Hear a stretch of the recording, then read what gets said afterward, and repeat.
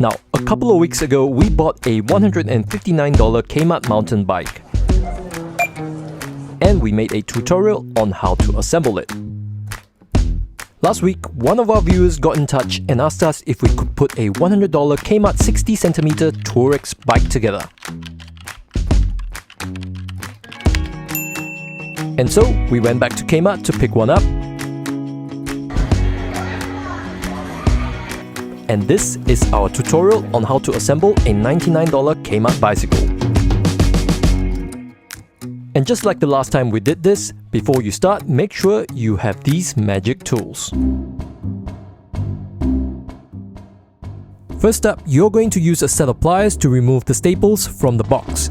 There's 2 on each end and a couple more in between. Make sure you get them all.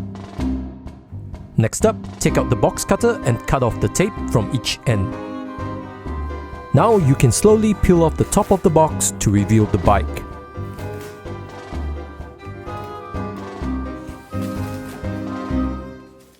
Now remove the bike from the box and you'll need your pliers again to clip off all the cable ties.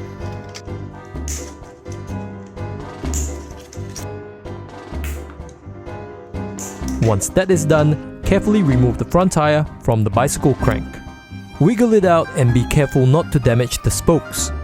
Now set that aside and turn the front fork with the brake assembly to make sure it is facing forward. If you forget to do this, you could end up with situations where your front tire is touching your bike frame.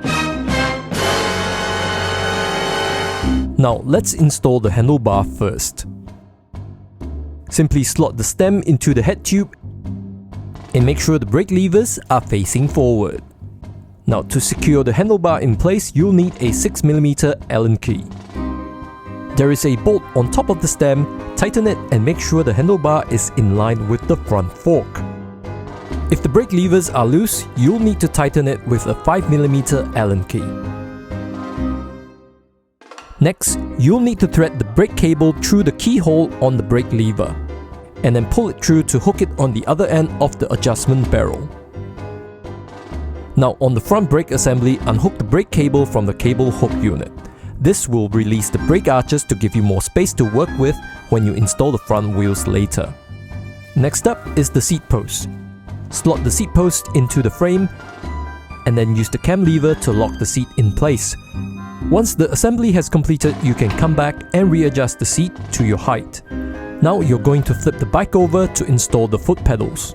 The foot pedals are marked R for right and L for left. Match them to the same letters on the bike and then secure them into the spindle.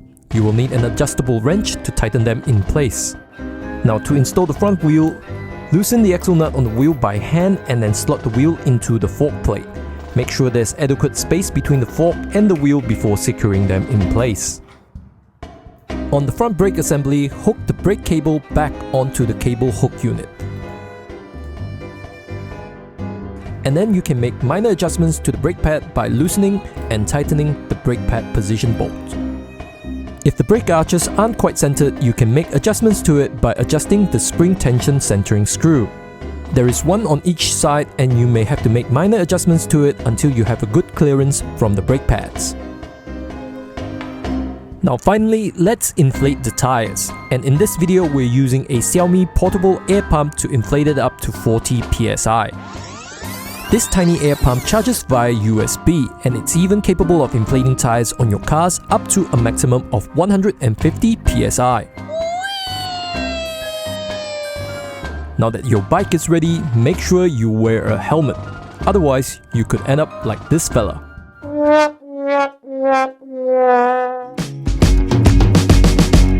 If you have watched our previous videos, the steps to putting together these Kmart bikes are identical, regardless of which models you get.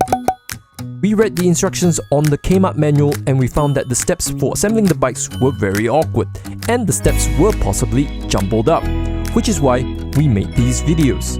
Thank you for watching, we hope you've enjoyed this video, and if you do, please do give us a thumbs up. We'll see you in the next one. Bye!